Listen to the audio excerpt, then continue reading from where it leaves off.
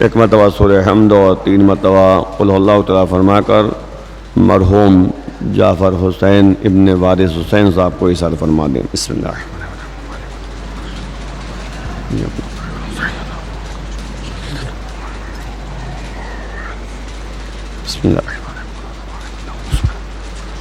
بسم اللہ الرحمن الرحیم قل هو اللہ احد اللہ الصمد لم یلد ولم یولد ولم یکن له کفوا احد۔ بسم اللہ الرحمن الرحیم قل هو اللہ احد اللہ الصمد لم یلد ولم یولد ولم یکن له کفوا احد۔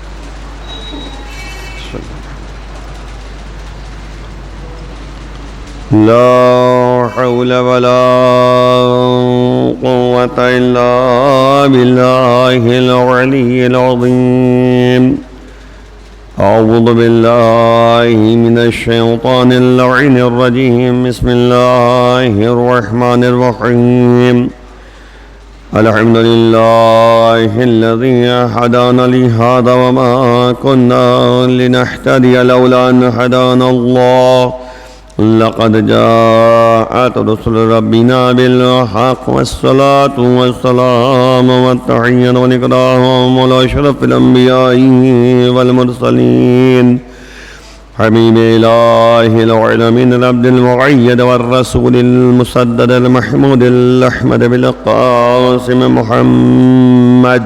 اللهم صل على محمد وآل محمد وعلى أهل بيته الطيبين الطاهرين المعصومين المظلومين وحماة المستضعفين لا سيما بقية الله في الأرضين واللعنة الدائمة على أعدائهم أجمعين من الآن إلى قيام يوم الدين۔ رب اشرح لي صدري ويسر لي أمري واحلل عقدة من لساني يفقهوا قولي، أما بعد فقد قال الله تبارك وتعالى في كتابه الكريم وهو أصدق الصادقين وقوله الحق أفحسبتم أنما خلقناكم عبثا۔ محمد وآل محمد صلی اللہ علیہ وسلم صلی اللہ محمد وآل محمد وعجل فرجهم۔ اعزائے گرامی، ایصال صبا کی مجلس ہے، چند باتیں آپ خدمت میں عرض کرنی ہیں، اور ایسے شخص کی ایصال صبا کا مجلس ہے، بہرحال ان کے تعارف اور ان کو پہچانوانے میں کوئی ضرورت نہیں ہے، کیونکہ متعارف ہیں اور سب جانتے ہیں محلے والے کی ایسے مومن، متقی اور دیندار، جیسا کہ مولا نے بلاغہ میں ارشاد فرمایا ہے کہ جب تم ایسے زندگی بسر کرو کہ جب تم مر جاؤ تو لوگ جو ہیں گریہ کریں اور افسوس کریں، اور جب تم زندہ رہو تو لوگ ملنے کے خواہش مند رہیں، ملاقات کرنے کے خواہش مند رہیں۔ تو مرحوم کی بہرحال صفات میں سے یہی صفت تھی کہ باقاعدہ مخلصانہ طور پر اور ملاقات جو ہوتی تھی مسکراہٹ کے ساتھ، اخلاق کے ساتھ۔ جس طرح اگر نبی کی زندگی کا مطالعہ کیا جائے تو نبی نے یہی کہا تھا کہ بعثت لأتمم مکارم الاخلاق، مجھے بھیجا ہی گیا اس لیے تاکہ ہم تمہیں اخلاق کے اعلیٰ درجے تک پہنچا سکیں۔ ظاہر سی بات ربیع اول کا مہینہ ہے، اس ماہ ربیع اول میں چند مناسبتیں پائی جاتی ہیں۔ ایک تو 2 مہینے 8 دن ہم نے جو عزاداری منائی ہے، غم حسین میں 2 مہینے 8 دن ہم نے گزارے ہیں، وہ 8 ربیع اول کو اختتام پذیر ہوا، اور اس کے بعد 8 تاریخ کو ہمارے اور آپ کے 11ویں امام کی شہادت کا دن تھا، اور اس کے بعد جو ہے 9 ربیع اول جو کل کا دن گزرا ہے، اس میں جو ہے ہمارے اور آپ کے آخری امام آخر الزمان عجل اللہ فرجہ الشریف کی ولایت و امامت کا ایک سلسلہ شروع ہوا ہے۔ اللہم صلی علی محمد وآل محمد وعجل فرجہم۔ تو ظاہر سی بات ہے ہمارے زندہ امام جن کو جو ہے امامت کا ایک عہدہ اللہ کی طرف سے عطا ہوا ہے، اور ہمارے لیے ہادی بن کر آئے ہیں، ہمارے لیے راستہ دکھانے والے بن کر آئے ہیں، لیکن پروردگار نے انہیں پردہ غیب میں رکھا ہے۔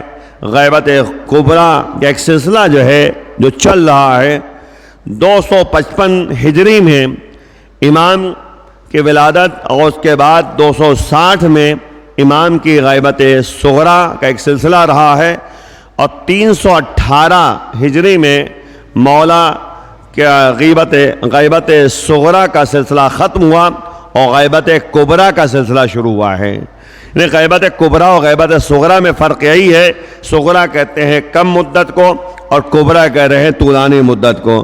تو غیبت صغریٰ جو مولا کی ہوئی تھی 260 سے لے کر اور 318 تک، یہ سلسلہ ایسا تھا، اس کو غیبت صغریٰ کا نام دیا جاتا ہے کہ مولا جو ہے کم مدت کے لیے جو ہے غیبت میں گئے تھے، لیکن اس میں ایک سلسلہ تھا کہ درمیان میں مولا کے جانشین موجود تھے جو 4 نائبین تھے، 4 نائبین تھے جن کو نواب اربعہ کے نام سے یاد کیا جاتا ہے۔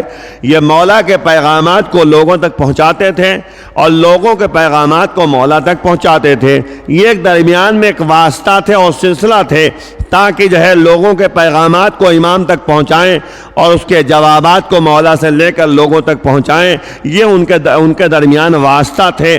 لیکن جب چوتھے نائب کا سلسلہ رہا تو امام نے اپنے چوتھے نائب سے کہا کہ اب کوئی اپنا جانشین نہ بنانا، کیونکہ اب جو ہے علماء کا ایک سلسلہ ہے جو مسئلے کا حل نکال سکتے ہیں۔ تو مولا نے متوجہ کیا علماء کی طرف، لیکن افسوس کی بات یہ ہے کہ نبی نے اس زمانے میں ایک جملہ کہہ دیا تھا کہ سیاتی زمان علی امتی، ہماری امت پر ایک زمانہ آئے گا، ایک وقت ایسا آئے گا کہ علماء سے لوگ اس طرح بھاگیں گے جیسے بھیڑ و بکریاں بھیڑیے کو دے کر بھاگتی ہیں۔ نبی نے کب کہا تھا؟ 1400 سال پہلے، یعنی یوں کہہ دیا جائے 1434 سال پہلے، کیونکہ 1444 چل رہا ہے، سن 11 ہجری میں نبی کی وفات ہوئی ہے۔ یعنی اب آپ غور کریں کہ 1434 سال پہلے جو ہے نبی نے ایک جملہ کہا تھا کہ سیاتی زمان علی امتی، ایک زمانہ آئے گا ہماری امت پر کہ لوگ جو ہے علماء کو دیکھ کر ایسے بھاگیں گے جیسے بھیڑ و بکریاں جو ہیں بھیڑیوں کو دیکھ کر بھاگتی ہیں۔ آخر یہ مسئلہ کیا ہے؟ کیوں بھاگیں گے؟ یہ بھی تو سوال پیدا ہوتا ہے۔ کہیں کوئی بات نہ کہہ دیں، کہیں روک کر یہ نہ کہیں کہ بھائی تم خمس نکالتے نہیں نکالتے ہو، کہیں روک کر یہ نہ کہہ دیں کہ بھیا تم نماز پڑھتے نہیں پڑھتے ہو، کہیں روک کر یہ نہ کہہ دیں کہ کلمہ جانتے ہو نہیں جانتے ہو، کہیں روک کر انہیں پوچھ لیں کہ غسل کا مسئلہ جانتے ہو نہیں جانتے ہو، کہیں روک کر انہیں پوچھ لیں کہ تم جو ہے کرتے کیا ہو۔ مطلب کہنے کا مطلب یہ ہے کہ لوگ علماء سے اس طرح بھاگتے ہوں گے کہ شاید کہتے کوئی سوال نہ کر بیٹھیں، کہیں کوئی پوچھ نہ لے۔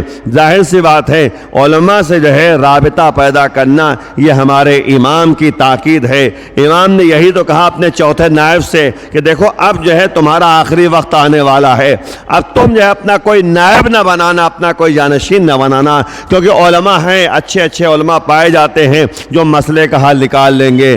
ظاہر سی بات ہے کہ ہمارے امام نے متوجہ کیا ہے علماء کی طرف رجوع کرنے کے لیے، یعنی جو مرجع تقلید ہیں امام ہی نے متوجہ کیا ہے۔ آج دشمن نے جو ہے اس بات کی طرف متوجہ کرنا چاہا مرجعیت کی طرف کہ لوگ علماء کی طرف رجوع نہ کر سکیں، لوگ جو ہے مرجع کی طرف رجوع نہ کر سکیں۔ باقاعدہ مجتہد کے لیے جو ہے مختلف مسائل کو کھڑا کیا جاتا ہے اس بنیاد پر تاکہ لوگ جو ہے علماء کی بات نہ مان سکیں، لوگ جو ہے مرجع تقلید کی طرف متوجہ نہ ہو سکیں۔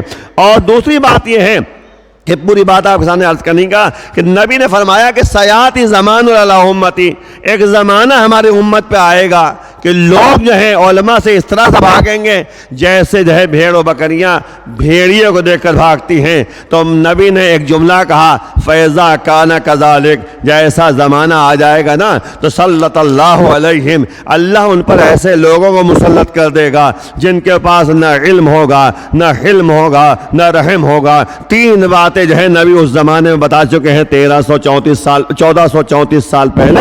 نبی نے فرمایا کہ جب جو ہے لوگ علماء علماء سے بھاگتے ہوئے نظر آئیں گے، علماء سے رابطہ نہیں رکھیں گے، علماء سے نظر انداز کریں گے، تو پھر اللہ ایسے لوگوں کو ان پر مسلط کر دے گا، تسلط پیدا کر دے گا، جن کے پاس نہ علم ہوگا، نہ حلم ہوگا، نہ رحم ہوگا، نہ عالم ہوں گے، نہ حلیم ہوں گے، غصے کو پی جانے والے نہیں ہوں گے، رحم اور مہربانی ان کے پاس نہیں پائی جائے گی۔ تو ظاہر سی بات ہے جب ایسا زمانہ آ جائے گا تو لوگ پریشان ہوتے ہوئے نظر آئیں گے۔ بہترین راستہ یہ ہے کہ انسان علماء کی طرف رجوع کر کے، علماء سے رابطہ پیدا کر کے امام کے حکم کی تعمیل کرے اور اپنے اعمال کو صحیح کرتا ہوا نظر آئے۔ ایک صلوات علی محمد و آل محمد، صلوات صلی اللہ محمد و آل محمد وعجل فرج۔ جلدی آپ کے سامنے تو عزیزوں، امام کی جو ہے غیبت کبریٰ، جو ایک سلسلہ جو ہے 318 سے جو ہے ابھی تک یہ سلسلہ چل رہا ہے، اور کب چلے گا؟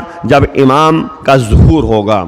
لیکن ہماری ذمہ داریاں ہیں، جلدی آپ کے سامنے ہماری جو ہے بہت بڑی ذمہ داریاں ہیں اس سلسلے میں کہ امام کی غیبت میں جو علماء نے بیان کیا، جو روایتوں میں موجود ہے۔ پہلی ذمہ داری ہماری یہ ہے کہ امام سے ایک رابطہ رکھنا، ارتباط پیدا کرنا۔ اب ظاہر سی بات، ارتباط کا مطلب کیا ہے؟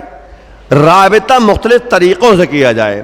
کبھی جو ہے یعنی دعائیں جو ہے، جو سلامتی امام زمانہ کی دعا ہے اللہم کل ولیک، یہ دعا عام طور پہ لوگ پڑھتے ہیں، یہ پڑھنا چاہیے تاکہ اللہ سے دعا جو ہے کی جائے سلامتی امام زمانہ کے لیے۔ اور ایک ہے دعا الہی عظم البلا و برح الخفا، یہ استغاثہ کی دعا ہے، فریاد کرنے کی دعا ہے کہ آپ جلدی جو ہے ظہور فرمائیے، آپ جلدی آ جائیے، العجل، جلدی آ جائیے، اسی وقت آ جائیے، تاکہ جو ہے اس دنیا سے ظلم و ستم کا خاتمہ ہو سکے۔ اور اس کے بعد جو ہے یہ تو دعاؤں کا ایک سلسلہ ہے، اور ایک دعا یہ ہے دعائے عہد، جو ہماری مناسبت سے میں چند بار عرض کر رہا ہوں کل کی مناسبت سے، کہ دعائے عہد ہماری ذمہ داریاں ہیں کہ ہم تقریباً 40 دن تک دعائے عہد پڑھیں، کیونکہ روایتوں میں موجود ہے کہ اگر دعائے عہد انسان پڑھے گا روزانہ صبح کے نماز کے بعد، تو یاد رکھے وہ شخص کہ 40 دن تک اگر امام یعنی یہ دعا پڑھے گا تو امام کی زیارت بہرحال اس کی ہوگی۔ یہ روایت موجود ہے، یعنی دعائے عہد اگر 40 دن تک لگاتار کوئی پڑھے گا تو امام سے اس کی ملاقات ہوگی۔ اب یہ اور مسئلہ ہے کہ امام سے ملاقات ہو لیکن اندازہ نہ ہو، یہ الگ مسئلہ ہے، لیکن امام سے ملاقات ہوگی، ملاقات ضرور ہوگی جیسے بھی ہو جائے۔ اور پھر جو ہے روایتیں کہتی ہیں اگر بائی چانس یہ 40 دن کے درمیان جو ہے وہ چلا گیا، نہیں ملاقات ہوئی، تو جب امام کا ظہور ہوگا نا تب امام سے ملاقات ہوگی، یہ شرف حاصل ہوگا اسے۔ تو یاد رکھیں کہ امام سے ملاقات کا بہترین طریقہ یہی ہے کہ انسان دعائے عہد جو ہے پابندی سے جو ہے روزانہ 40 دن تک پڑھتا رہے، اور یہ سلسلہ آگے بڑھاتا رہے، صرف یہ نہیں 40 دن تک پڑھے، کیونکہ یہ دعائے عہد جو ہے نام ہی آپ دیکھ لیا، عہد مانے ہوتا ہے وعدہ کرنا، امام کی بارگاہ میں وعدہ کرنا، اللہ کی بارگاہ میں وعدہ کرنا، عہد و پیمان کرنا۔ اب اسی میں جملہ موجود ہے کہ اللہم ارنا انت الرشیدہ والغرۃ الحمیدہ، پروردگار ہمیں اس کو دکھا دے، یعنی امام کو دکھا دے، ارینی منے تو مجھے دکھا دے، پروردگار تو مجھے دکھا دے، ارینی طلعت الرشیدہ، یعنی ایسی کہتے کہ جو طلوع کرنے والی شخصیت ہے، جو دنیا میں جو ہے روشنی پیدا کرے گی، اس کو ہمیں دکھا دے۔ پھر آگے ہے وَقْحُ النَّاظِرِ بِنَظْرَةٍ مِّنِّي إِلَيْهِ، اور تو دکھائے اگر تو ایک کام کر پروردگار کہ میرے آنکھوں کا سرما جو ہے مولا کا دیدار قرار دے دے۔ یعنی سرما کیوں لگاتا ہے انسان؟ تاکہ آنکھوں کی روشنی بڑھ جائے۔ تو اب ظاہر سی بات پروردگار کی بارگاہ میں دعا کی جا رہی ہے وَقْحُ النَّاظِرِ، پروردگار میرے آنکھوں میں سرما تو لگا دے، اس طرح لگا دے کہ ان کا دیدار ہو جائے، یعنی سرما نہ لگا بلکہ دیدار کو ہماری آنکھوں تک پہنچا دے، یعنی اب جو ہے امام کی دیدار ہی جو ہے ہماری آنکھوں کے لیے سرما قرار پائے۔ ایک صلوات بر محمد و آل محمد، صلوات۔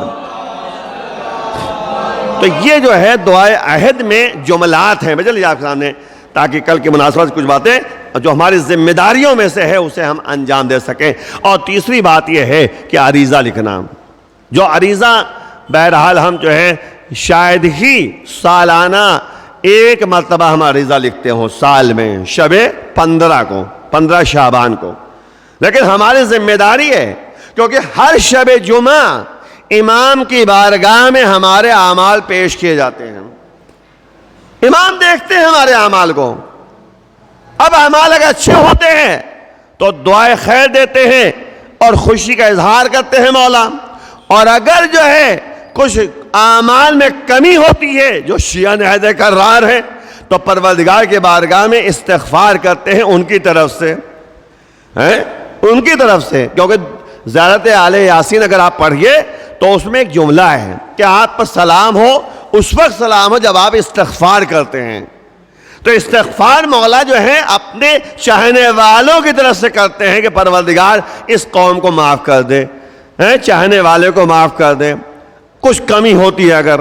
لیکن عزیزو یہاں پہ ایک جملہ اور کہتا چلوں کہ ہمیں کوشش کرنی ہے کہ امام ہم سے جو ہے شرمندہ نہ ہو، شرمندگی ان کے اندر پیدا نہ ہو، ورنہ یہی کہا جاتا ہے دیکھیں یہ آپ کے چاہنے والے ہیں. ظاہر سی بات 2 مہینے 8 دن ہم نے جو ہے امام کی عزاداری میں، امام کے غم میں ہم نے جو ہے عزاداری منائی ہے اور غم حسین کو جو ہے عام کیا ہے اور منایا ہے باقاعدہ جس طرح منانے کا حق ہے. اور اس کے بعد جو ہے یعنی 2 مہینے 8 دن کے بعد ہماری جو ہے ذمہ داری کیا ہے؟ کیا ہماری ذمہ داری ختم ہو گئی؟ نہیں. میں نے جو ہے آخری مجلس میں ایک جملہ کہا تھا 8 کی تاریخ کو مجلس میں نے کہا کہ آج تو ہم لوگ آخری دن منا رہے ہیں، ایام عزا کے لیے ہم کہتے ہیں اختتامی منزل ہے، لیکن واقعاً دل کی گہرائیوں سے آپ سوچئے، عقل کی یعنی منزلت کو پیش نظر رکھیے کہ آخر جو ہے کیا 2 مہینے 8 ہی دن ہمارے لیے جو ہے عزاداری ہے؟ جو ہم کہتے ہیں کہ آخری دن اچھلی ٹھیک ہے یہ سلسلہ آخری ہے، لیکن یہ سلسلہ ختم نہیں ہوا ہے، کیونکہ یہ بات طے ہے. جب امام نے ہمیں پیغام دیا ہے روز عاشور، کیا کہا تھا مولا نے؟ اے میرے چاہنے والوں جب بھی پانی پینا تو میری پیاس کو یاد کرنا. غم جو ہے صرف 2 مہینے 8 دن نہیں بلکہ جب بھی پانی پینا مجھے یاد کرنا. یعنی کیا مطلب؟ دن میں اب 10 مرتبہ پانی پئیں گے تب بھی 10 مرتبہ یاد کرنا ہے مولا کو.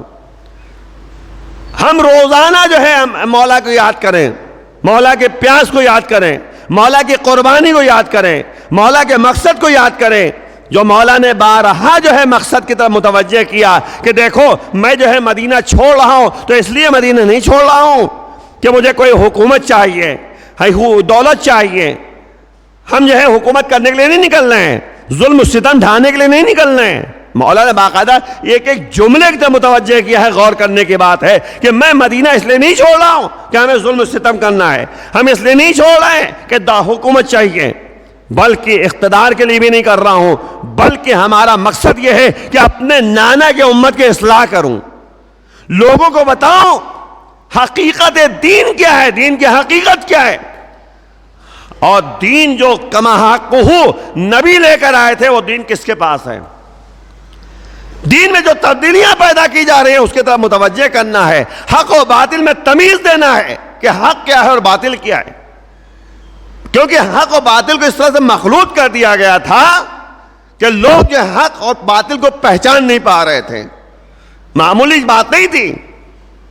نبی کے بعد 25 سال کا دور ایسا گزرا کہ جس میں جو ہے باقاعدہ دین میں تبدیلیاں کرنے کی کوشش کی گئی، لیکن مولا جو ہے باقاعدہ جو ہے کوشاں رہے اور کوشش کرتے رہے کہ دین میں تبدیلیاں نہ ہونے پائیں، دین کو باقی رکھا جائے. یہی ہوا کہ جب بھی موقع پڑا تو مولا نے آ کر جو ہے اس مسئلے کا حل نکالا ہے. جب بھی موقع پڑا، یہاں تک کہ اگر جو ہے یعنی کوڑا لگانے کی بات آئی، کیونکہ نماز صبح کی نماز پڑھائی گئی، کئی رکعت پڑھائی گئی؟ 4 رکعت. 4 رکعت نماز پڑھائی گئی تیسرے دور کی خلافت میں کوفے میں. اب جب 4 رکعت صبح کی نماز پڑھا دی تو اس کے جو ہے جو وزیر تھا یا اس کا جو ساتھ رہتا تھا اس نے کہا کہ تم نے تو 4 پڑھا دی. تو کہتا ہے کہ کم پڑھائی ہو تو بتاؤ اور پڑھا دیں. یہ دور ایسا تھا. اب جو ہے یہ شکایت مدینے تک پہنچی.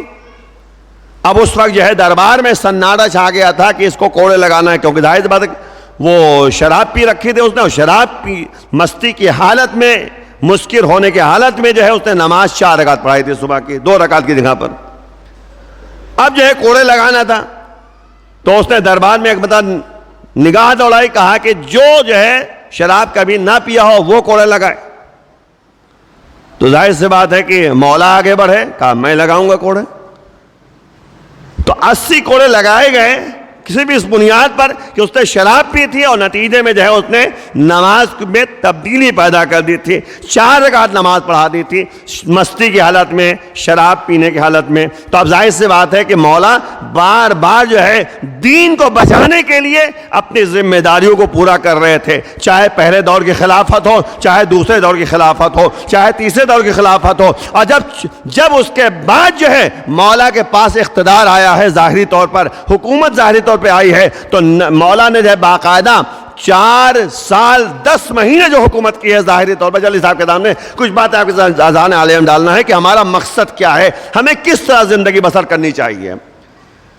تو اب جو ہے نبی کے جانشین جو حقیقی جانشین تھے, انہوں نے جب نماز پڑھائی ہے نا, تو ایک صحابی نے کیا کہا, آج میں نماز ایسے پڑھ رہا ہوں جیسے نبی کے پیچھے نماز پڑھی تھی. کتنے سال کے بعد؟ 25 سال کے بعد. غور کیجئے کہ یہ جملہ معمولی جملہ نہیں, تاریخ میں موجود ہے. 25 سال کے بعد جو ہے جب مولا نے نماز پڑھائی ہے تو صحابی نے جب نماز پڑھی ہے تو ایک جملہ کہا کہ آج میں ایسے ہی نماز پڑھ رہا ہوں جیسے جو ہے نبی کے پیچھے ہم نے نماز پڑھی تھی. زبان حق پہ آ ہی جاتا ہے. اب جب یہ بات سامنے آئے تو اس سے ہمیں استنباط کرنا چاہیے, ہمیں سمجھنا چاہیے کہ دین کس کے پاس ہے, حق کس کے پاس ہے. اسی لیے نبی نے کہا تھا کہ الحق مع علی وعلی مع الحق, حق علی کے ساتھ ہے اور علی حق کے ساتھ ہے. لیکن اتنا ہی نہیں, جدھر جدھر تمہیں علی دیکھیں گے وہی وہی حق نظر آئے گا. ایک صلوات بر محمد وعلی محمد صلوات محمد وعلی محمد. تو بظاہر سی بات ہے ایسا دور گزرا ہے کہ امام نے باقاعدہ 4 سال 10 مہینے جو حکومت کی ظاہری طور پر دین کو بچانے کے لیے, دین کی حقانی طرف متوجہ کیا لوگوں کو, حق پرستی کی طرف متوجہ کیا لوگوں کو. لیکن تاریخ نے ایک جملہ لکھا, شدت عدل کی بنیاد پر علی کو قتل کر دیا گیا. عدل, عدالت, انصاف, حق بیانی, حق پرستی کے بنیاد پر جو ہے علی کو قتل کر دیا گیا.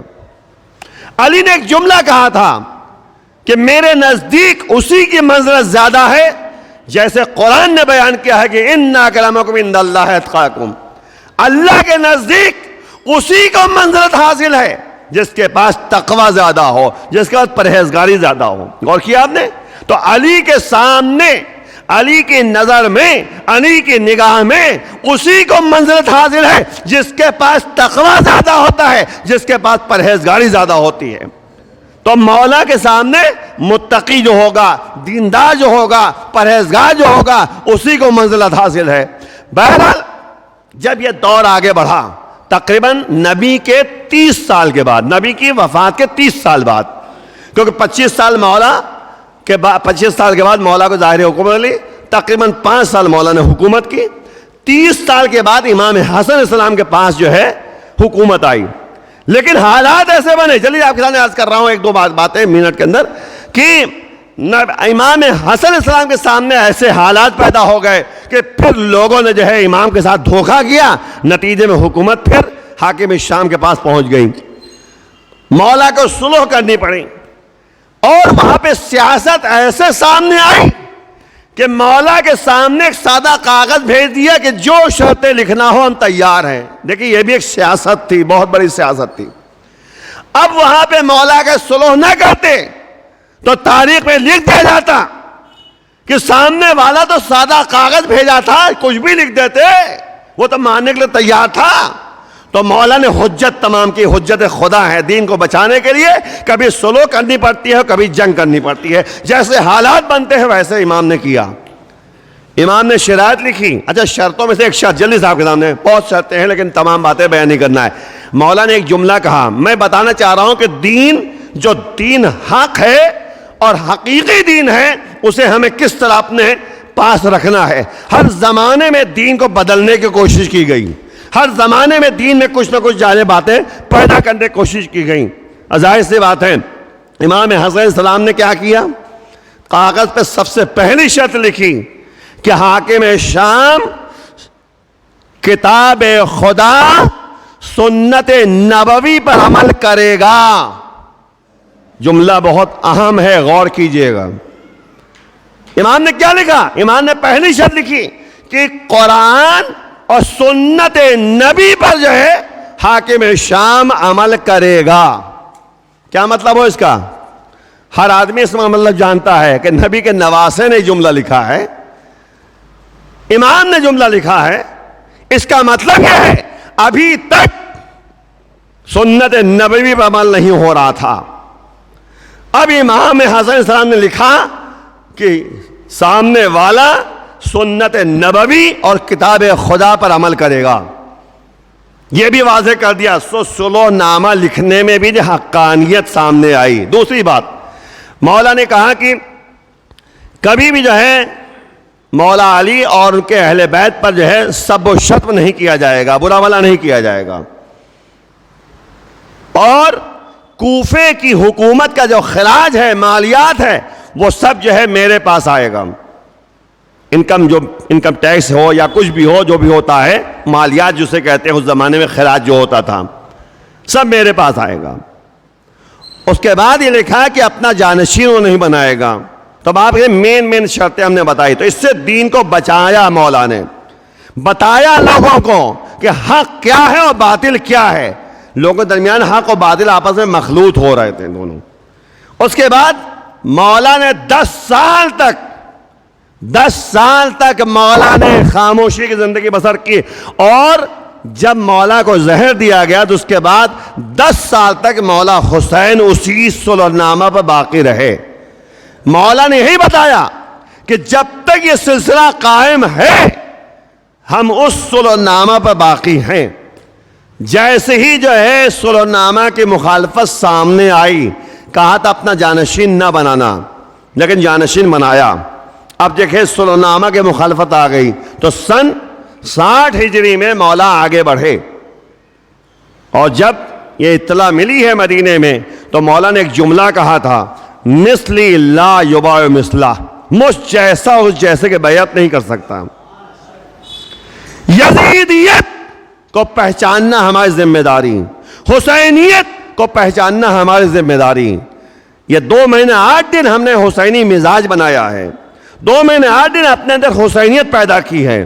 اب اس کو یہیں پہ ختم نہیں کرنا ہے بلکہ اس کو آگے بڑھانا ہے. پورے سال حسینی مزاج کو باقی رکھنا ہے، حسینیت کو باقی رکھنا ہے. یہی حسین کا مقصد تھا اور یہی حسین کا مشن تھا کہ مولا نے فرمایا کہ میں اپنے نانا کے امت کی اصلاح کرنا چاہتا ہوں اور امر معروف کرنا چاہتا ہوں، نہیں انل منکر کرنا چاہتا ہوں. آج جو ہے ہماری ذمہ داری کیا ہے؟ اللہ نے ہمیں کیوں پیدا کیا ہے؟ میں نے آیت کی تلاوت کی، کیا تھا؟ افا حسبتم انما خلقناکم عبثا، کیا تم نے سوچ رکھا ہے کہ ہم نے تمہیں بےہودہ اور عبث خلق کیا ہے؟ جواب خود قرآن ہو جو ما خلقت الجن والانس الا لیعبدون، ہم نے جن انس کو پیدا ہی نہیں کیا مگر اس لیے تاکہ میری عبادت کریں. تو اللہ نے پیدا کیوں کیا؟ عبادت کے لیے. عبادت کا مسئلہ کیسے حل ہوگا؟ کیسے پتہ چلے گا کون سا کام عبادت ہے؟ سیدھی سی بات، سورہ یاسین میں کہا کہ ان اعبدونی ھذا صراط مستقیم، تم میری عبادت کرو، یہی سیدھا راستہ ہے، یہی سیدھا راستہ ہے. تو صراط مستقیم کیا ہے؟ علی کا راستہ. صراط مستقیم کیا ہے؟ نبی کا راستہ. صراط مستقیم کیا ہے؟ حسین کا راستہ. صراط مستقیم کیا ہے؟ حسین کے ماننے والوں کا راستہ. یہ ہے صراط مستقیم. اگر اللہ کی عبادت کرنی ہے تو ہمیں حسینی مشن کو پیش نظر رکھنا ہوگا، حسینی مزاج بنانا ہوگا، حسینیت کو اپنے اندر باقی رکھنا ہوگا، کیونکہ حسینیت تو ہمارے اندر ہے، میں نے باقی رکھنا معیار بندگی ہے. اسی لیے جو ہے سورہ حمد میں جب ہم کہتے ہیں، کیا کہتے ہیں؟ اہدنا الصراط المستقیم، پروردگار ہمیں صراط مستقیم باقی رکھ.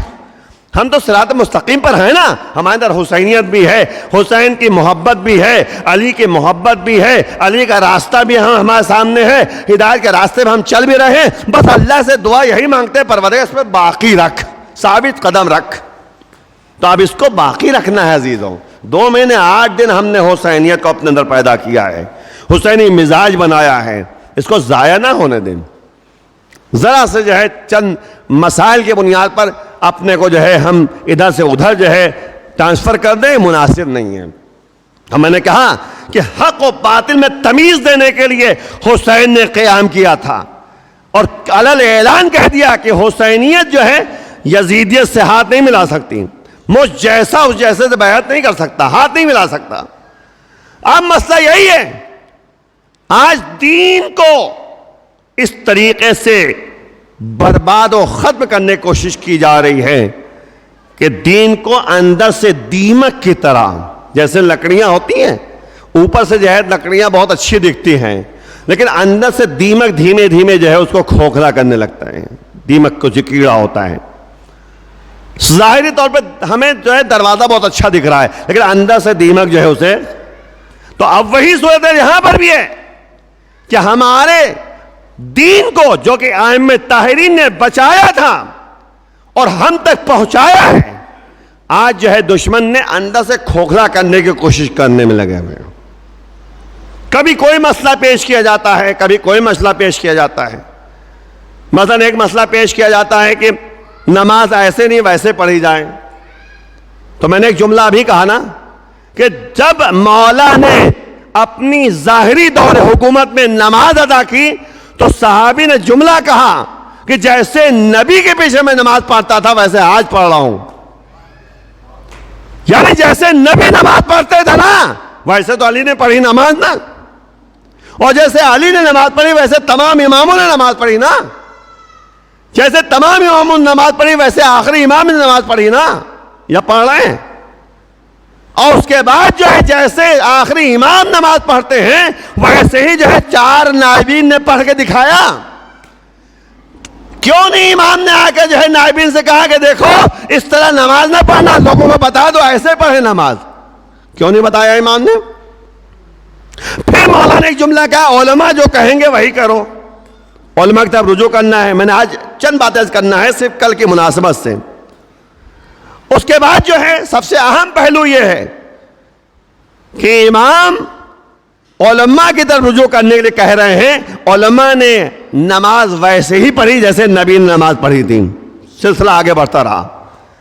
آج یہ ہے کہ تشہد میں یہ پڑھا جائے, ایسے نماز پڑھی جائے, ویسے پڑھی جائے. ارے بندہ جو سلسلہ اوپر تک چلتا چلا آیا ہے نا ویسے ہی تو آگے بڑھانا ہے سلسلے کو. کیا ہم ہی جو ہے بہت عقل مند ہیں؟ دین لے کر آئے نبی, ہم اس میں جو ہے اپنی دخل اندازی کر رہے ہیں. نبی نے کہا کہ حلال محمد حلال اللہ یوم القیامہ, جو نبی نے حلال کیا وہ تا قیامت حلال ہے, جو نبی نے حرام کیا وہ تا قیامت حرام ہے. ہم کون ہوتے ہیں اس میں دخل اندازی کرنے کے لیے؟ ہر چیز توقیفی ہے. توقیفی مطلب ہوتا ہے جو نازل ہوا اسے ماننا ہے, جو آیا ہے وہ ماننا ہے. اور دوسری بات, بچپنے سے جو ہے ہماری مائیں باقاعدہ ذہنوں میں بیٹھاتی تھیں, اور یہ مزاج تھا ماؤں کا کہ جب تک سبق سنا نہ دیا جائے تب تک سلاتی نہیں تھی مائیں. یہ ہم لوگ کو گھٹی گھٹی میں پلایا گیا, بچپنے سے جو ہے رگ رگ میں جو ہے شامل کیا گیا ہے دین کو. یہ مائیں تھیں. اب آج کا دور کچھ اور ہی ہے, وہ الگ مسئلہ ہے. لیکن جو ہم لوگ کا دور تھا مائیں باقاعدہ جو سلانے سے پہلے سکھاتی تھی, کہو اللہ ایک, پنجتن 5, امام 12, معصوم 14. سکھایا تھا نہیں سکھایا تھا؟ کوئی نہیں کہہ سکتا. بچپنے سے جب تک سکھایا گیا ہم کو. کیوں سکھایا جاتا تھا؟ اس لیے کہ دماغ میں اللہ ایک بسا رہے, اللہ 2 نہ سمجھنا, ہمیشہ ایک سمجھنا. بچوں کو سمجھایا جاتا تھا بچپنے سے اللہ ایک, اللہ ایک, اللہ ایک, اللہ ایک. پنجتن 5, کوئی بڑھنے نہ پائے, 5 کے علاوہ 6 نہ ہونے پائے. 5 ہیں, پنجتن 5 ہیں جن کے لیے یعنی حدیث قصہ آپ پڑھتے ہیں شب جمعہ, تو 5 لوگ چادر کے نیچے تھے نا, 6 تو کوئی نہیں تھا. کوئی تھا؟ کوئی بتایا ہم کو؟ آج جبرائیل آئے تھے تو وہ پیغام لے کر آئے تھے, اللہ کی طرف سے حکم لے کر آئے تھے, آیت لے کر آئے تھے, تحفے لے کر آئے تھے, سلام لے کر آئے تھے. وہ تو جبرائیل کا کام ہے. یہ 5 تھے کے علاوہ چھٹے جو ہے جبرائیل تھے. بھائی چھٹا کوئی اور دکھا تو نہیں؟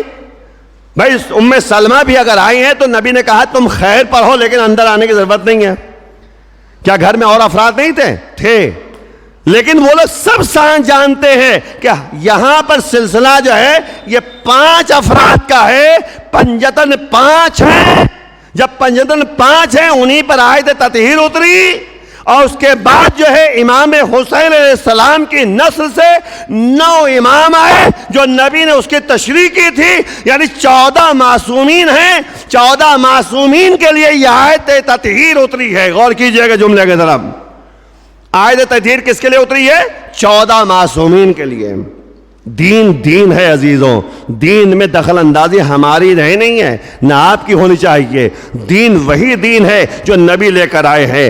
دین وہی دین ہے جو اماموں نے ہم کو بتایا ہے. دین وہی دین ہے جو علماء نے ہم کو بتایا ہے. اس طرح سے اپنے اذہان میں خلفشار مچا کر جو ہے عقیدے کو برباد کرنے کی کوشش نہ کی جائے. جو بچپنے سے ہم کو سکھایا گیا ہے، جو ہمارے پاس قرآنی تعلیمات ہے، جو نبی کی باتیں ہیں، جو نبی کے احکامات ہیں، اسے ہمیں پیش نظر رکھنا ہے. ورنہ کیا ہے کہ کلنا محمد نبی نے کہا ہے. اول محمد، اوسط محمد، آخر محمد، کلنا محمد. پہلے محمد، آخر محمد، درمیان محمد، سب کے سب محمد ہیں. یعنی جو نبی نے کہا ہے وہی علی کہیں گے، جو علی نے کہا ہے وہی زہرا کہیں گی، جو زہرا نے کہا ہے وہی حسن کہیں گے. وہی سلسلہ آخر تک پہنچے گا. آخری امام نے بھی یہی جملہ کہا کہ دیکھو اب جو ہے اپنے چوتھے نائب سے کہا کہ اپنا کوئی نائب نہ بنانا. اب علماء موجود ہیں جو مسئلے کا حل نکال لیں گے. ایک صلوات پر محمد و آل محمد صلوات.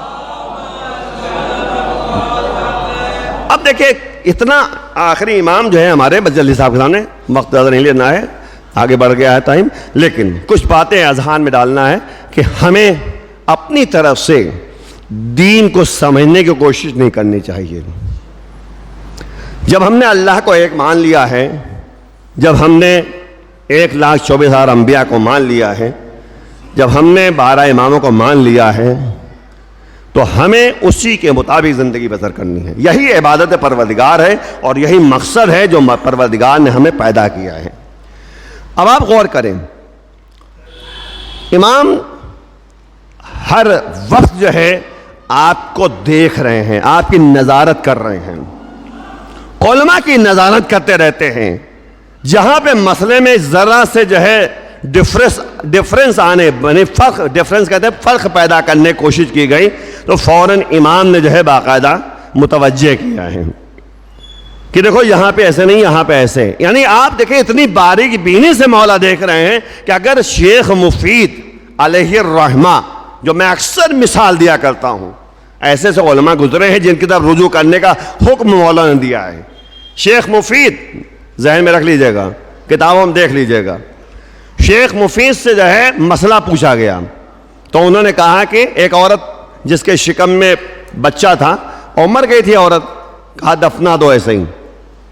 تو اس کے بعد جو ہے کسی نے آ کر کہا کہ اس کو لے جاؤ اور جا کر اس کا پیٹ چاک کرو اور بچہ نکال لو. لوگ گئے اور جا کر پیٹ چاک کیا، بچہ زندہ نکل آیا. اس کو لے جا کے دفنا دیا ماں کو.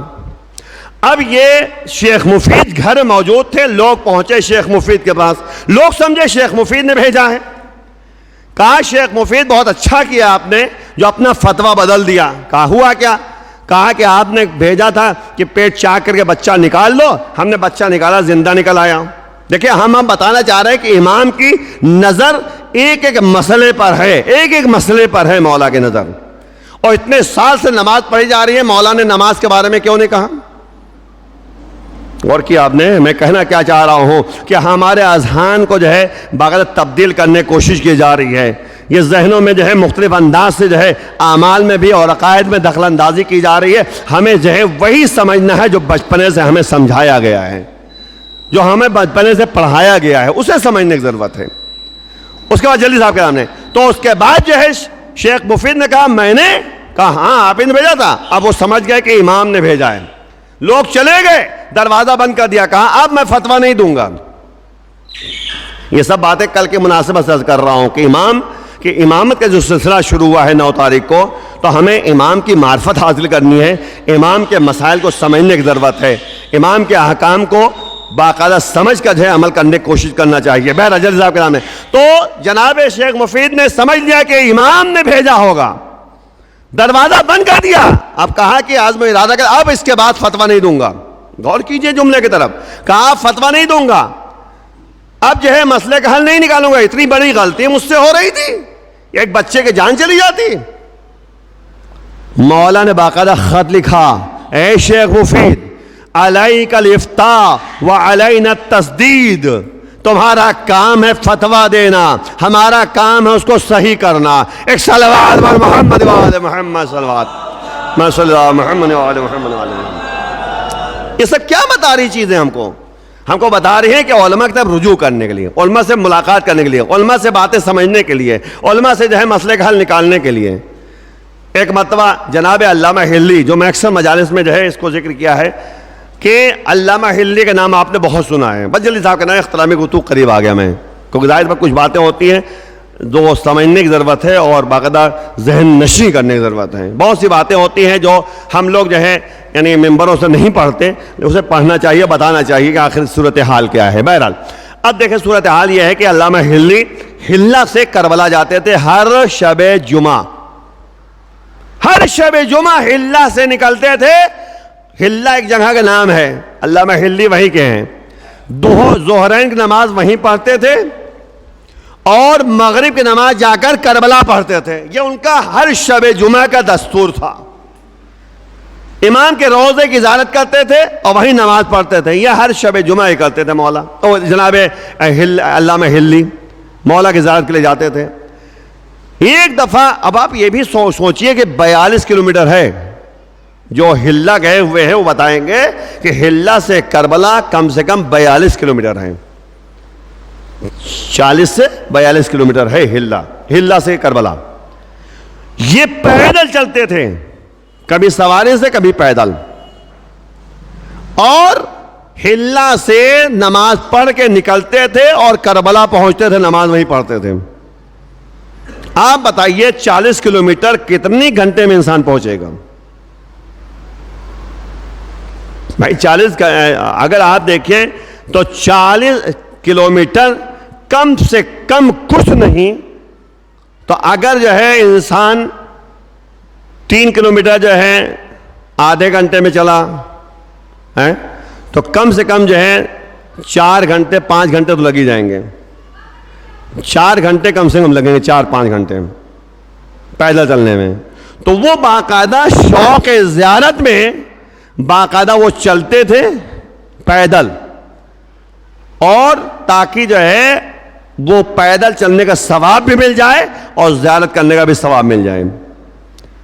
اتفاق سے ایک دن ان کے بیٹے نے، کیونکہ وہ بھی علامہ تھے، علامہ ہلی بھی علامہ تھے، ان کا بیٹا بھی علامہ تھا۔ غور کیجئے گا، ایسے باریک بینی جو ہے علماء کے اندر پائی جاتی ہے، یہ بھی آپ غور کیجئے گا۔ درمیان میں کہتا چلوں، لیکن یہ سب باتیں ذہن میں بسانے کی ضرورت ہے، لوگوں کو بتانے کی ضرورت ہے۔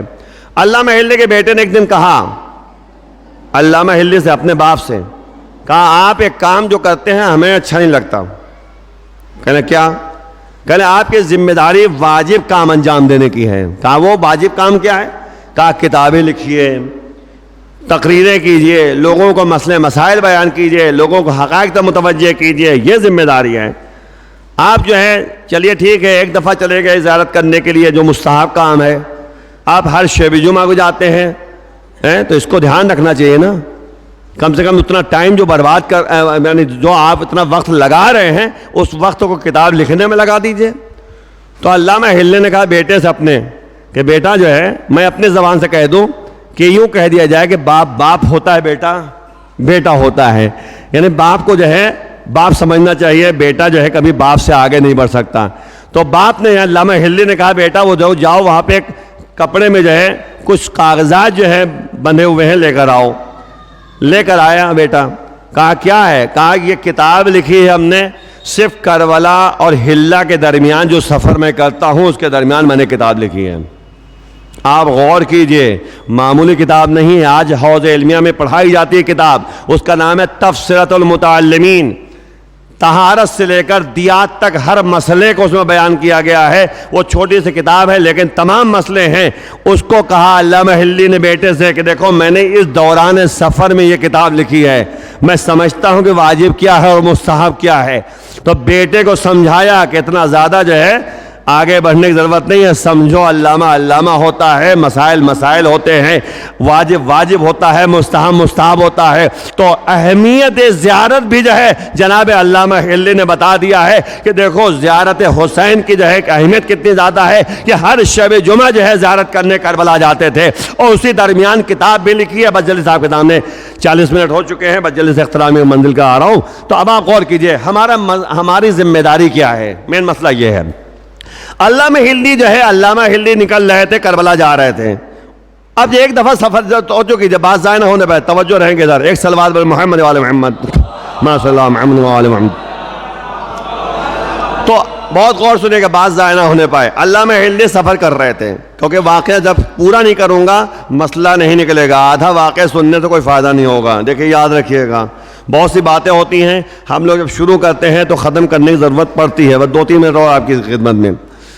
دیکھیں مسئلہ کیا ہے. علامہ ہلی جب کربلا جا رہے تھے تو راستے میں ایک شخص سے ملاقات ہو گئی. ایک شخص سے ملاقات ہو گئی اور وہ دونوں ساتھ ساتھ چل رہے تھے, کربلا جا رہے تھے.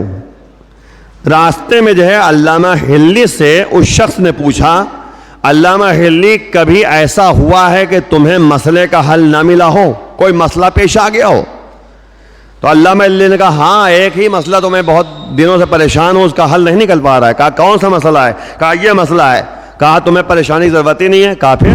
کہا وہ ایک کتاب ہے تہذیب جو شیخ طوسی نے لکھی ہے, اس میں جو ہے فلاں صفحے پہ جا کے دیکھو, اب فلاں جو ہے حدیث موجود ہے, اس مسئلے کا حل وہاں موجود ہے, تمہیں پریشان ہونے کی ضرورت ہے. کہا اچھا. کہا ہم دیکھیں گے. اس کو نوٹ کر لیا.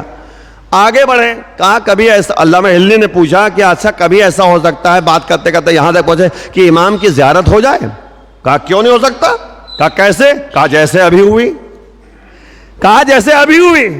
اب جیسے مڑ کے دیکھا مولا پردے غیب پہ چلے گئے. تو یعنی غور کیجئے گا, میں نے شروع میں کہا کہ امام سے ملاقات ہوتی ہے لیکن شاید جو ہے ہمیں اندازہ نہ ہو, بعد میں اندازہ ہو. تو اس لیے عزیزوں جب دل کے گہرائیوں سے عقائد کو مضبوط کر کے ہم مولا سے متوسل ہوں گے, مولا کی زیارت کے لیے ہم جو ہے قدم آگے بڑھائیں گے. ہو سکتا ہے مولا کی زیارت ہو چکی ہو یا ہو جائے, ہمیں اندازہ نہ ہو. علامہ ہلی بتانا چاہتے ہیں کہ دیکھو دل کی گہرائیوں سے یاد کرو امام کو, ہمیشہ جو ہے امام تمہارے ساتھ رہتے ہیں. تو امام نے جب علامہ ہلی سے یہ مسئلہ پوچھا کہ کوئی مسئلہ تمہارے درپیش آتا ہے, تو علامہ ہلی نے کہا ہاں ایک مسئلہ پیش آ گیا, ہم اس کا حل نہیں نکال رہے ہیں. تو آپ سوچئے امام جب علامہ ہلی سے یہ مسئلہ پوچھ سکتے ہیں, یہ بات کہہ سکتے ہیں, تو کیا یہ نہیں کہہ سکتے تھے کہ تو نماز ایسے نہیں ایسے پڑھو؟ ایک صلوات بر محمد وعلی محمد صلوات.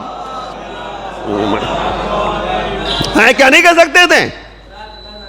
کیوں نہیں کہہ سکتے تھے بھائی کہ تمہارا عقیدہ غلط ہے, تم عقیدہ صحیح کرو, نماز تمہاری غلط ہے تو نماز صحیح کرو؟ کیوں نہیں کہا امام نے؟ دیکھیں یاد رکھے گا امام کی پوری نگہداری ہے, پوری نظارت ہے احکام پر, پوری نگہداری پوری نظارت ہے. اسی لیے کہا علماء کی طرف رجوع کرو. بہرحال اتنی باتیں میں نے اس لیے عرض کی عزیزوں, ہماری بہت بڑی ذمہ داری ہے. ممبر کی بہت یعنی ذمہ داریاں ہیں ممبر کی. ممبر کا حق ادا کرنا یہ ہماری ذمہ داری ہے. مسائل کو لوگوں تک پہنچانا یہ ہماری ذمہ داری ہے. اسی لیے بچپنے سے اللہ ایک, پنجتن 5, امام 12, معصوم 14, نبی 1,24,313, رسول بڑے رسول 5, یہ سب بچپنے سے سکھایا جاتا ہے تاکہ اس کی تعداد ذہنوں میں رہے. کیونکہ تعداد ہی اگر ذہن میں رہے گی نا تو کم از کم عقائد ہمارے مضبوط رہیں گے. کیونکہ ظاہر بات 1,24,000 انبیاء, تمام انبیاء کے نام تو ہمیں معلوم نہیں ہے نا, نہ قرآن نے ہمیں بتایا ہے, بس تعداد ہمیں بتائی گئی کہ 1,24,000 انبیاء پر ایمان لانا ہے. تو تعداد ہوتی ہے, اسی لیے بتایا گیا کہ تم تعداد میں نہ تبدیلی کرو, نہ کمی کرو, نہ زیادتی کرو. تو جب بچپنے سے ہمیں بتایا گیا کہ اللہ ایک، 75 5، امام 12، معصوم 14، تو عقائد ہمارے اسی طریقے سے ہونی چاہیے، عقائد میں تبدیلی پیدا کرنے کی کوشش نہ کی جائے۔ اسی لیے آیت تطہیر جو اتری ہے وہ 14 معصومین کی عصمت و طہارت کو ثابت کرنے کے لیے اتری ہے۔ ایک صلوات بر محمد و آل محمد صلوات۔ بس عزیزو گفتگو تمام کر رہا ہوں میں۔ ہماری ذمہ داریاں ہیں، عریضہ لکھیے، اس کے بعد جو ہے عریضہ ہر شب جمعہ، نہیں تو جمعہ ایک دن لکھیے، نہیں تو پھر مہینے میں ایک مرتبہ لکھیے، کم سے کم مہینے میں ایک مرتبہ جو ہے عریضہ لکھ کر امام کی بارگاہ میں پیش کر کے ہم اپنی ذمہ داری کو ادا کر سکیں تاکہ رابطہ رہے۔ اور اس کے بعد جو ہے دعائے ندبہ ہے، دعائے ندبہ امام سے ایک رابطہ رکھنے کا ایک ذریعہ ہے۔ ہر جمعہ ایک دن آپ پڑھیے اور امام سے باقاعدہ فریاد کیجئے، اس میں جملے موجود ہیں کہ مولا کب وہ صبح و شام میسر ہوگی جب ہم شربت دیدار سے سیراب ہوں گے، کب وہ دن آئے گا جب ہم کہیں گے آپ کے ارد گرد ہم لوگ جمع ہو جائیں گے اور کہیں گے الحمدللہ رب العالمین۔ یہ سب جملے اس میں موجود ہیں۔ ہمارے ماں باپ آپ پر فدا ہو جائیں، قربان ہو جائیں، ہم سب کو تو دیکھتے ہیں آپ کی زیارت سے محروم ہیں، ہم سب کی باتیں سنتے ہیں لیکن آپ کی آواز نہیں سن پاتے۔ کتنا ہمارے لیے سخت و دشوار ہے۔ حل میں معین، کوئی ہے مددگار جس کے ساتھ بیٹھ کر میں گریہ زاری کروں، میں روں، میں فریاد کروں؟ کون ہے ایسا جس کے ساتھ بیٹھ کر ہم فریاد کریں اور گریہ زاری کریں؟ اس طرح کے جملات ہیں، لیت شعری ان استقرت بک النوی بل ای ارض تقلک اوسرا اب رضوا ام غیرہا ام زیتوا۔ مولا اے کاش مجھے معلوم ہوتا کہ آپ کہاں رہ رہے ہیں، زیتوا پر ہیں، کہاں پر ہیں آپ، کون سا آپ کی جگہ ہے جہاں پہ آپ رہ رہے ہیں، ہوتا تو ہم آپ کے پاس آتے اور آپ کے دیدار سے ہم جو ہے محروم نہ ہوتے ہیں۔ یہ سب فریاد ہے جو مولا کی بارگاہ میں کی جا رہی ہے۔ بہرحال عزیزو، میں نے گفتگو تمام کی۔ ہمیں پیدا کیا کس لیے؟ عبادت کے لیے۔ عبادت کہتے کسے ہیں؟ جو صراط مستقیم پر چلے۔ صراط مستقیم کیا ہے؟ علی کا راستہ، نبی کا راستہ، اہل بیت کا راستہ، یہ ہے کہتے عبادت پروردگار۔ اسی لیے جو ہے نبی نے کہا کہ ذکر علی عبادت، علی کا ذکر عبادت ہے، یعنی علی کو یاد کریں گے تو علی کے احکام کو بھی یاد کریں گے، علی کو یاد کریں گے علی کی سیرت کو یاد کریں گے، علی کو یاد کریں گے تو علی کی باتوں کو یاد کریں گے اور ان کے بتائے ہوئے راستے پہ چلیں گے۔ یہی مین ہماری ذمہ داری ہے۔ واقعاً ہمیں اسی طریقے سے قدم آگے بڑھانا ہے جس مرحوم کے اصالہ ثواب کی مجلس۔ واقعاً مرحوم جو ہیں عزادارہ نے امام حسین میں مسجد میں باقاعدہ آتے تھے، پابندی سے نماز پڑھنا یہ بہت بڑی بات ہے، یہ گواہی دینے کی بات ہوتی ہے۔ ممبر میں بیٹھ کر ہم لوگ گواہی اس لیے دیتے ہیں تاکہ ان کے لیے ذریعہ نجات بن جائے اور ان کے لیے جو ہے باقاعدہ اسی کے ذریعے جو ہے قبر میں ثواب مل جائے، اور ثواب دارین جسے کہتے ہیں، یعنی دنیا میں بھی اور آخرت میں بھی جو ہے، دونوں میں، یعنی دنیا میں یہ ہے کہ ان کی یاد باقی رہے اور آخرت میں یہ ہے کہ ذریعہ نجات مل جائے۔ تو عزیزوں ہمارے لیے یہ سب ذریعہ نجات ہے۔ علی کی محبت، اہل بیت کی محبت اور حسین کی محبت، حسینیت پیدا کرنا تو ہماری ذمہ داری ہے عزیزوں۔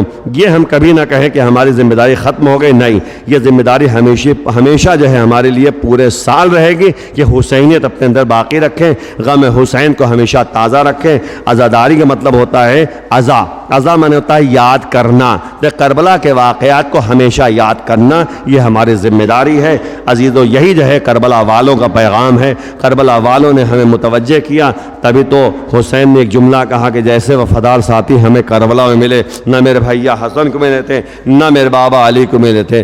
عزیزوں وہ وقت بھی آتا ہے جب حسین تن و تنہا رہ گئے، حل من ناصر ینصرنا، حل من مغیث یغیثنا، کوئی ہے جو میں آواز سے لبیک کہے، کوئی ہے جو میری مدد کے لیے آئے۔ عزیزوں کہیں سے آواز نہ آئی، بلکہ وہ اصحاب و انصار کی لاشیں ہیں جو تڑپ رہی تھیں، کٹی ہوئی گدروں سے آواز آ رہی تھی، مولا اگر موت نے مجبور نہ کیا ہو تو آپ کی نصرت کے لیے آتے۔ حسین آئے خیمے میں، ایک ایک سے رخصت ہوئے، بیٹا سید سجاد کے پاس پہنچے۔ اے میرے بیٹے سید سجاد، جب قید شام سے چھٹ کر مدینے جانا تو میرے چاہنے والوں کو سلام کہنا اور کہنا جب ٹھنڈا پانی پیا تو میری پیاس کو یاد کر لیں، اور جب کسی غریب الوطن کی موت کو سنے تو میری موت کو یاد کر لیں۔ ہاں عزیزوں حسین نے آپ کو پیغام دیا ہے کہ جب بھی پانی پینا تو میری پیاس کو یاد کرنا۔ عزیزو، جب حسین کی پیاس یاد آئے گی تو حسین کی اثار و قربانی بھی یاد آئے گی، حسین کا مقصد بھی ہمارے سامنے ہوگا۔ حسین کی پیاس ایسی پیاس تھی کہ کلی اکبر نے آ کے بتایا میرا بابا کتنا پیاسا ہے، منہ میں کانٹے پڑے ہوئے ہیں، مجھ سے زیادہ میرے بابا پیاسے ہیں۔ عزیزو، حسین 3 دن کے بھوکے پیاسے ہیں، کس طریقے سے برداشت کر رہے ہیں۔ ایک 6 مہینے کے بچہ ہے، حسین نے یہی تو کہا کہ مجھے رلا رلا کر ذبح کیا گیا۔ علی اصغر کے گلے میں 3 بھال کا تیر لگا، بچہ باپ کے ہاتھ پر منقلب ہو گیا۔ حسین نے کیسے برداشت کیا؟ حسین نے یہی تو کہا رضم بقضائی و تسلیم الامر لا معبود سوا، ہم جو ہے پروردگار کو ہی معبود سمجھتے ہیں، اس کے احکام کے سامنے ہم تسلیم ہو گئے، اس کے فیصلے کو ہم مانتے ہیں۔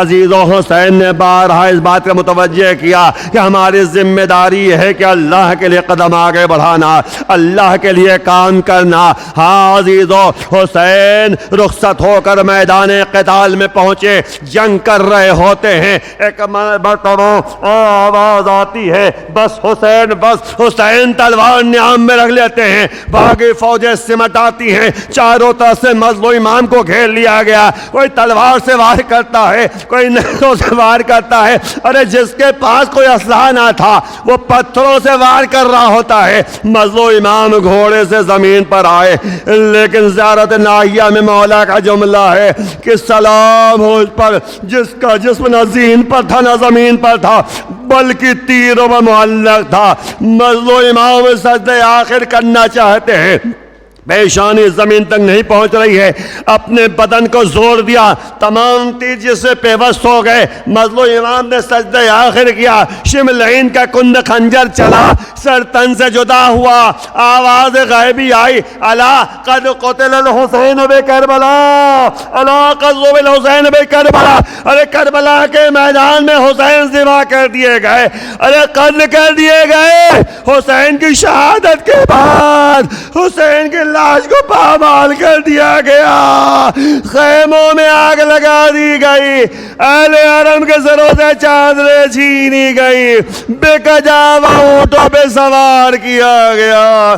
سید سجاد ہاتھوں میں ہتھکڑیاں، پیروں میں بیڑیاں، گلے میں توکے خاردار، کمر میں لنگر۔ ہاں عزیزو، اپنے بابا کو نہ غسل دے سکے، نہ کفن پہنا سکے، بے گور و کفن جلتی ہوئی زمین پہ حسین کی لاش پڑی رہی۔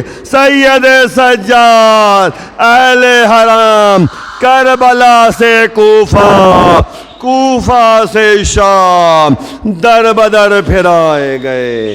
ہاں حسین نے